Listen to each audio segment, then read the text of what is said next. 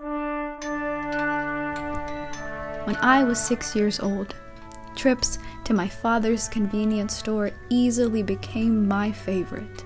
The best days were when he'd get new Coke cans delivered, empty boxes turned into castles, the eerie scratch of the register drawer opening and closing, the knights at the round table unsheathing their swords, the ripping box cutter blades slashing cardboard, daggers hissing and whizzing as they cut through the air.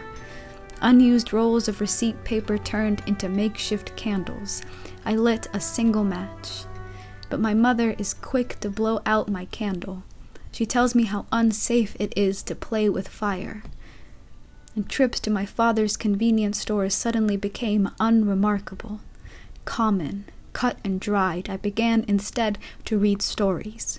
I figured I wouldn't need a match to ignite candles. If I just did it in my head, I could suddenly close my eyes and imagine up a fire.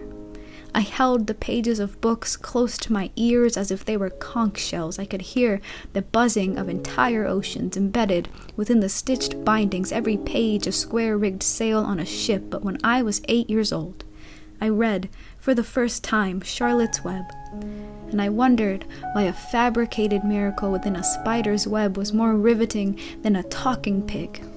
And a talking spider, why was that not good enough to believe? How could that not be explained? And I began to consider the opposite of an articulation. I quickly found that inarticulation is not even considered a proper word, and how ironic that there is no word to describe the deformation of clear and distinct sounds using the power of speech, that fogginess we all feel, but would rather attempt to swallow a galaxy whole before we even think of mentioning it. How deceiving of a thing language suddenly became. Vowels and consonants grew legs and jousted for my attention. I showed them an undisguised disdain, shrugged them off, scoffed at their inability to deform language. On my 9th birthday, I had to stop myself from developing a stutter. I became obsessed with silence, walking around with fists full of words I could no longer pronounce, a mouth full of stories I could never finish, itching and squirming in my throat, looking for a way to express their own disbelief. Most nights I'd sit and pluck the unused words from between my teeth to keep my jaw from erupting into a cavity. On my 10th birthday, a man in line at the supermarket told me that tigers have stripes on their skin as well, each pattern as unique as a fingerprint. I went home and shaved my legs for the very first time. Saw no stripes underneath. I could feel myself cleaving like wood for a fire. When I turned 11, I was convinced everything that tasted sweet was somehow spicy now. I reached into my throat, pulled out every palatable word I could find, and squashed it whole. Lemurs gliding down my throat caught just in time. A penance they must pay for the time spent in my unwelcoming neck. On my 12th birthday, I fell and smashed my knee against the edge of my sidewalk. I fell 6 more times, all in the same month. My scar is now shaped like an opera house, sitting in silence. A year later, I discovered that at high volumes, the sound of silence can directly affect the human central nervous system, causing disorientation, anxiety, and panic. And panic. Silence can actually kill you.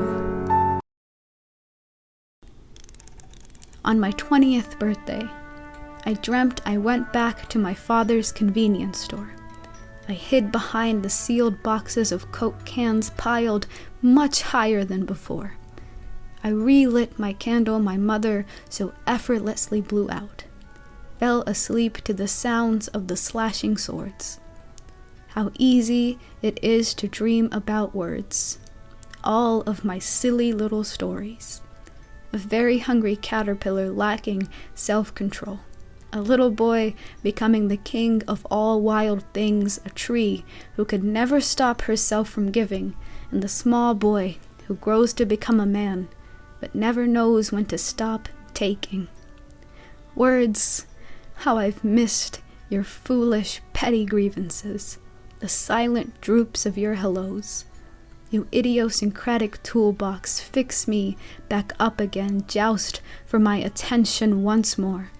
I'll surrender my fort to you, I apologize for my misunderstandings. You can have your stolen goods back, deform me once again, just tell me one more story and make it enthralling just like before. But on your 20th birthday, did you not go to bed early so that you could wake up for work the next day?